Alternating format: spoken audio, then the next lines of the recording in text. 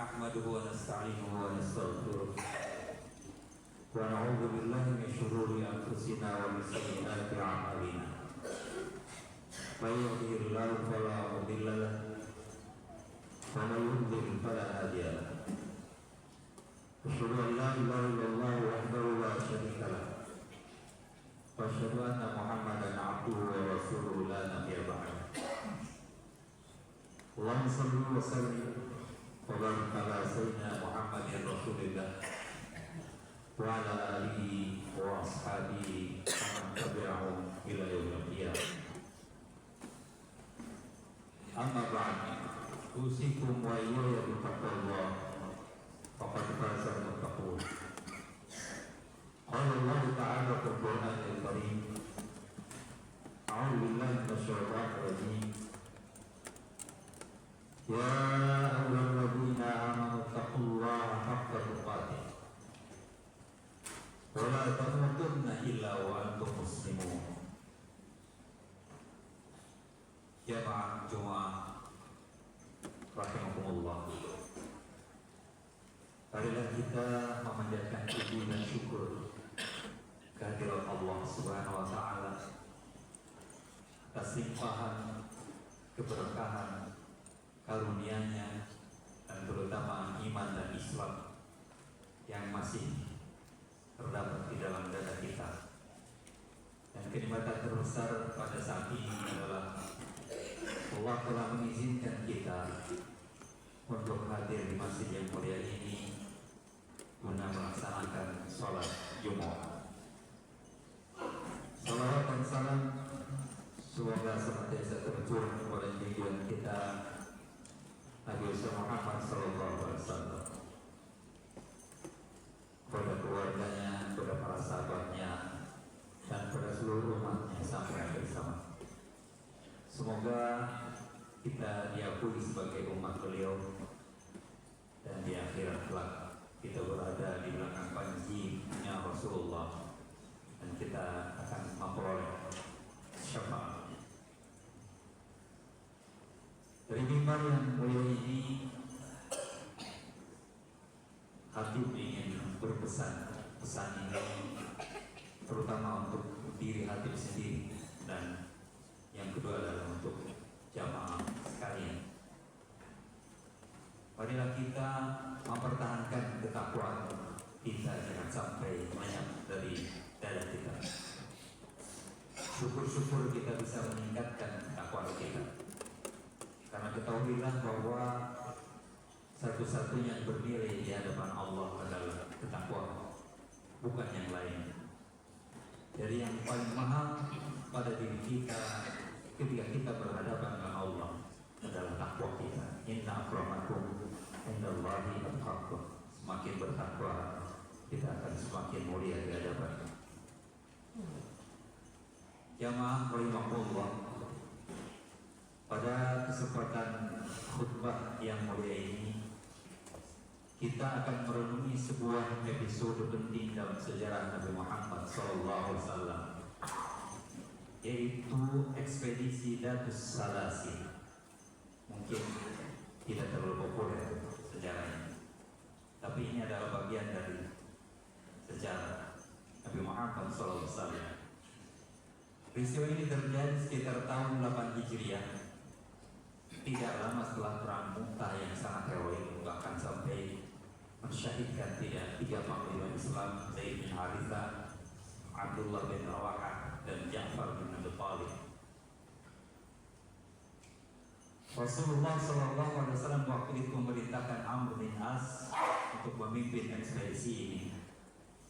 Tujuannya adalah untuk menghadapi ancaman serius dari kabilah Qudah yang dilaporkan sedang berkumpul untuk bersiap-siap menyerang Madinah. Ekspedisi ini yang berlangsung di daerah dekat Salasil, Wadi Salasil, perbatasan antara Jazirah Arab menuju wilayah Syam. Ekspedisi ini tidak diwarnai oleh pertempuran besar, namun syarat dengan pelajaran yang harus kita ketahui, mulai dari strategi kepemimpinan, kebijaksanaan, manajemen konflik, yang mengutamakan perdamaian hingga keteladanan dalam sikap para sahabat. Arahan Nabi Muhammad SAW dalam menghadapi potensi ancaman ini menegaskan bagaimana Islam selalu berupaya mencegah pertumpahan darah, mengedepankan keamanan. Kisah ini adalah cermin abadi tentang bagaimana seorang pemimpin harus bertindak dalam menghadapi krisis. Sebuah teladan yang relevan untuk kita jadikan panduan dalam kehidupan bermasyarakat dan bernegara hingga kini. Jamaah rahimakumullah, ada beberapa hal yang kita patut catat dijadikan pelajaran dari peristiwa ekspedisi atau Sariyah dan Salasin. Yang pertama, kita mengambil pelajaran bahwa kemenangan tidak harus selalu melalui pertempuran. Ekspedisi ini menunjukkan bahwa kemenangan tidak harus dengan pertumpahan darah. Dengan strategi yang tepat seperti menakan psikologi musuh dan memilih posisi yang baik, Amr bin As berhasil membuat kabilah Qudah mundur tanpa perang besar. Dalam hal ini kita tahu bahwa Islam memuliakan upaya untuk menghindari pertumpahan darah. Dan kita temukan di dalam Al-Quran Allah berfirman, "A'udzubillahi minasyaitonir rajim. Wa in janahu lis-salmi fajnah laha wa tawakkal 'ala Allah. Innahu was-sami'ul 'alim." Dan jika mereka condong untuk berdamai, maka condong pula lah untuk berdamai. Berserah dirilah kepada Allah. Allah Maha mendengar dan Maha mengetahui. Rasulullah SAW bersabda, "La tamannau liqa'al adu." Jangan berharap bertemu dengan musuh. Fa idza laqitumuhum fasbiru. Tetapi kalau bertemu dengan musuh, bersabarlah, hadapilah dengan penuh keberanian. Dua dalil tersebut menegaskan bahwa mencegah peperangan adalah usaha yang mulia dalam Islam. Kita sangat sedih pada kesempatan ini saudara-saudara kita sesama Muslim berperang saling membunuh. Yang satu dipimpin Jenderal Muslim di Sudan, yang satu lagi Jenderal Muslim Pol. Yang korban adalah rakyatnya, kematian, kelaparan, kesengsaraan.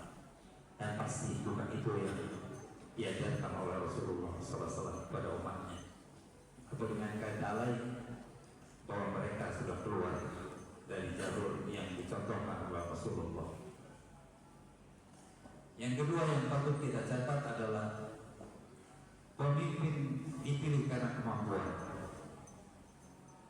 Nabi Muhammad SAW memilih Amr bin As untuk memimpin ekspedisi ini karena kemampuannya, walaupun dia baru masuk Islam. Pemilihan ini didasarkan pada kemampuan dan keahliannya, bukan senioritas. Dan hal ini mengajarkan bahwa jabatan harus diberikan kepada orang yang paling ahli. Itu catatan. Jabatan harus diberikan kepada ahli. Allah berpesan kepada kita, "Innallaha ya'murukum an tu'addul amanati ila ahliha." Bahwa Allah memerintah kalian untuk melaksanakan amanah, memberikan amanah itu kepada ahli, kepada yang patut, kepada yang pantas, yang memiliki kapabilitas. Dan dalam hal ini Rasulullah SAW bersabda, "Dabi'atil amanah fantarisa." Qila ya Rasulullah wa kaifa yad'atuha? Qala, "Idza usidal amru ila ghairi ahli fantarisa." Jika amanah itu disia-siakan, tunggulah kehancuran. Para sahabat bertanya, bagaimana menyia-nyiakan nyawa Rasulullah? Kemudian Rasulullah menjawab, Jika perkara diserahkan bukan kepada ahlinya, maka timbul kehancuran organisasi, negara, dan sebagainya akan hancur manakala diserahkan kepada orang yang tidak ahli. Ini menunjukkan pentingnya profesionalitas dalam kepemimpinan. Yang ketiga, pelajaran yang bisa kita ambil adalah perencanaan, strategi, logistik yang matang itu sangat menentukan keberhasilan. Harus kita ketahui bahwa kemenangan tidak hanya ditentukan oleh keberanian, tetapi juga oleh persiapan, strategi yang baik. Dan dalam ekspedisi dan restorasi ini, pasukan muslim menjaga sumber air, mengamankan jalur logistik, dan mengatur posisi dengan tepat. Semua ini adalah bentuk perencanaan yang matang. Allah SWT memerintahkan kepada kita, A'udzubillahi minasyaitonir rajim, wa'iddu lahum mastata'tum min quwwah. Dan persiapkanlah untuk menghadapi mereka kekuatan. Artinya dengan persiapan, dengan strategi yang matang.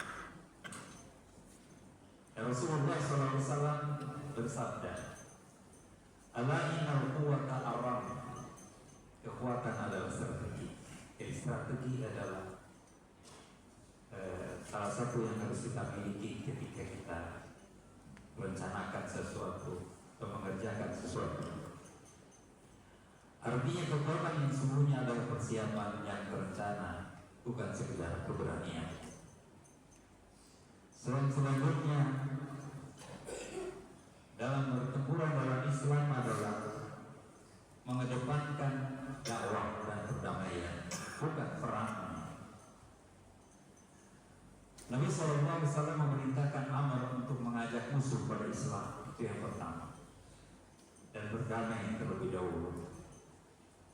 Ini menunjukkan bahwa Islam tidak menjadikan perang sebagai tujuan, tetapi sebagai pilihan terakhir setelah jalan damai tidak ada lagi.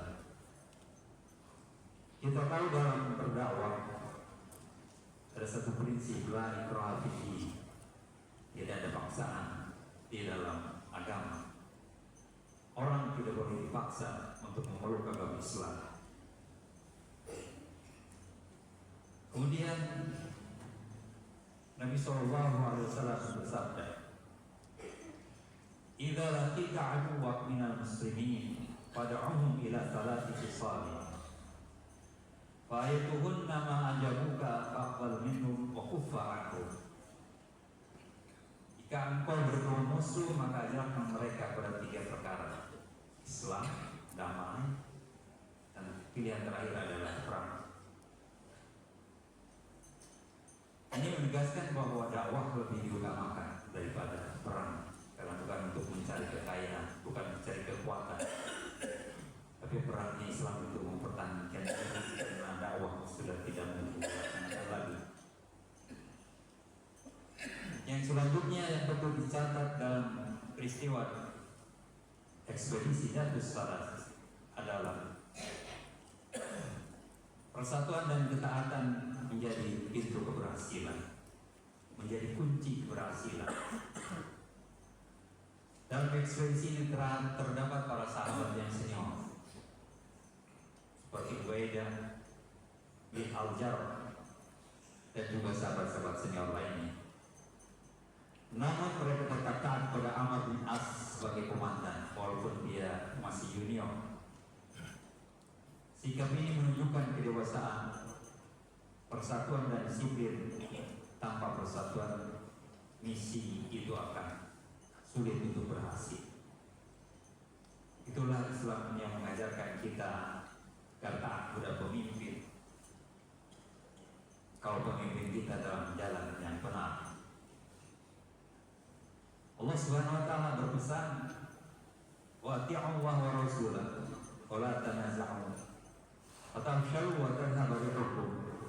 Taatilah Allah, taatilah Rasulullah, dan janganlah kalian berselisih, karena kalian akan menjadi gentar dan kekuatan kalian akan hilang.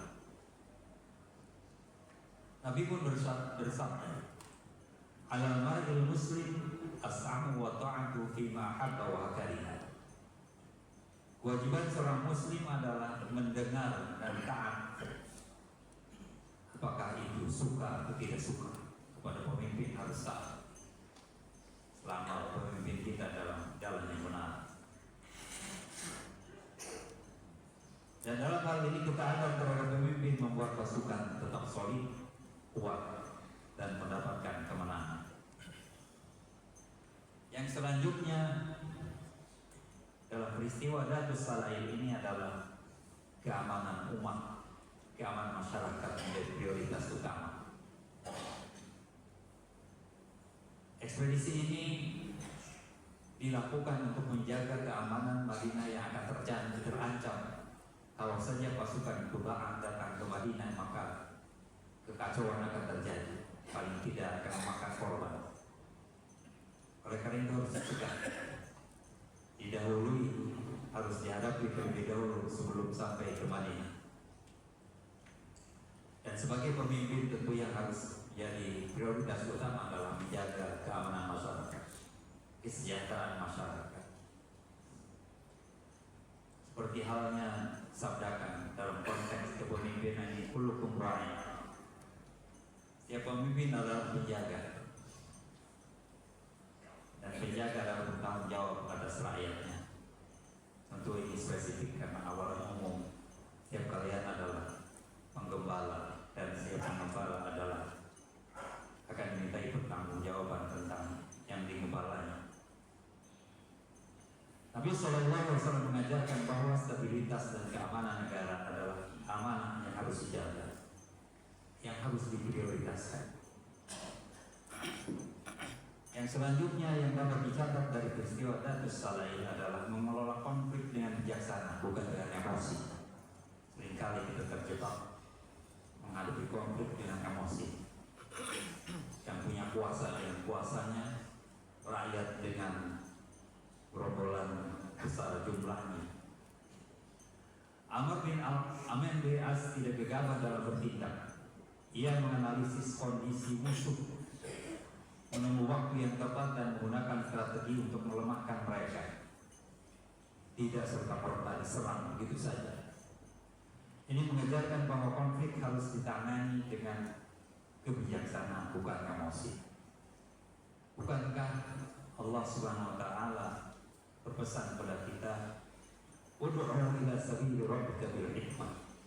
Serulah ke jalan Rabbmu dengan cara bijaksana. Hadirin yang dimuliakan Allah, betapa indahnya Islam yang mengajarkan kelembutan dalam berbagai hal, walaupun tegas dalam hal prinsip. Rasulullah SAW bersabda, "Inna rifqa la yakunu fi syai'in illa zana." Kelembutan itu, kehalusan budi itu akan memperindah apapun, pada siapapun yang memilikinya. Dan kalau tidak ada kelembutan di dalam sesuatu, dalam siapapun, maka tampaknya akan membuatnya sesuatu itu menjadi tampak buruk. Oleh karena itu, dengan sikap yang bijak dan tenang, banyak kerusakan dapat dihindari. Kita sedih bagaimana kota besar Khartoum, kota-kota yang lainnya hancur, masyarakat kelaparan, terbunuh ratusan ribu. Apakah itu yang diajarkan Islam? Tidak. Kalau bisa, konflik itu harus dihindari demi kepentingan masyarakat, bukan karena ambisi dua jenderal besar itu. Jamaah rahimahullah, ekspedisi Datus Salail bukan sekedar cerita perang, tapi pelajaran penting tentang bagaimana Islam memandang kepemimpinan, strategi, dan perdamaian. Dari arahan Nabi SAW, ketaatan para sahabat, sampai kecerdikan Amr bin As, semuanya menjadi teladan bagi kita dalam mengolah persoalan pribadi, organisasi, bahkan negara. nilai-nilai dan ekspresi ini tetap hidup dan relevan bagi siapapun yang ingin membangun kehidupan yang lebih aman, tertib, dan penuh dengan hikmah. Barakallahu li wa lakum bil Qur'anil azim wa nafa'ani wa iyyakum bima fihi min al-ayati wal dhikril hakim. Wa taqabbala minni wa minkum tilawatahu innahu was-sami'ul 'alim. Wa qul rabbi ighfir warham wa anta khairur rahimin. Allahumma salli ala Sayyidina Muhammad wa ala ali Sayyidina Muhammad.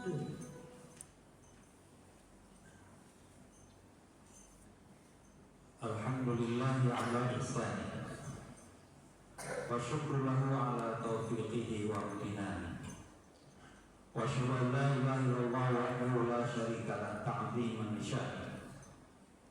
Wa asyhadu anna sayyidina Muhammadan 'abduhu wa rasuluhu ad-da'i ila ridwanihi. Allahumma shalli ala sayyidina Muhammadin wa ala alihi wa ashabihi wa sallim tasliman katsiran, amma ba'd.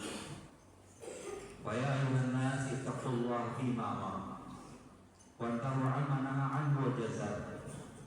Wa'alamu anna Allah amarakum bi amrin bada fi nafsi wa thanna bi malaikatil musabbihati bi qudsi.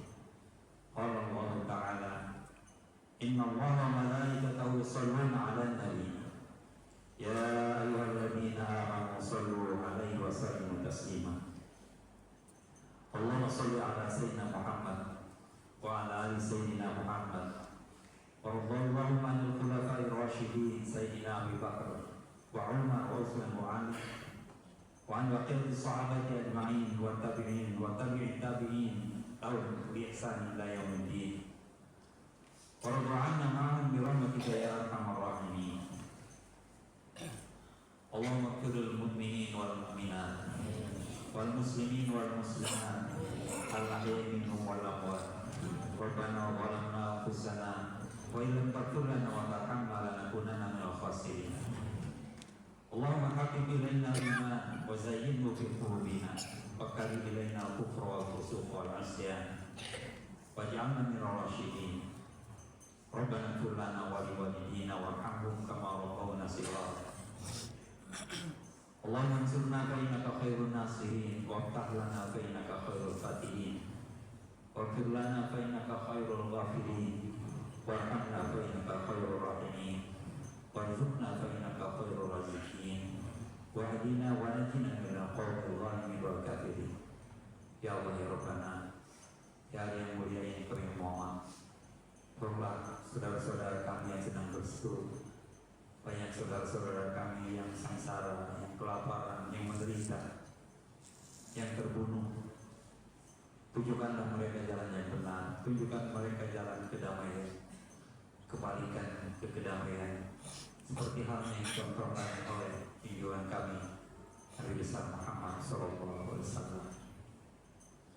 Rabbana atina fid dunya hasanah wa fil akhirati hasanah wa qina adzabannar. Ibadallahi innallaha ya'muru bil 'adli wal ihsan wa ita'i dzil qurba wa yanha 'anil fahsya'i wal munkari wal baghi. Ya'idukum la'allakum tadhakkarun. Fadhkurullaha al-'azim yadhkurkum washkuru 'ala ni'amihi yazidkum was'aluhu min fadlihi yu'tikum wa la dzikrullahi akbar. Wallahu ya'lamu ma tasna'un. Allahu akbar, Allahu akbar, asyhadu an la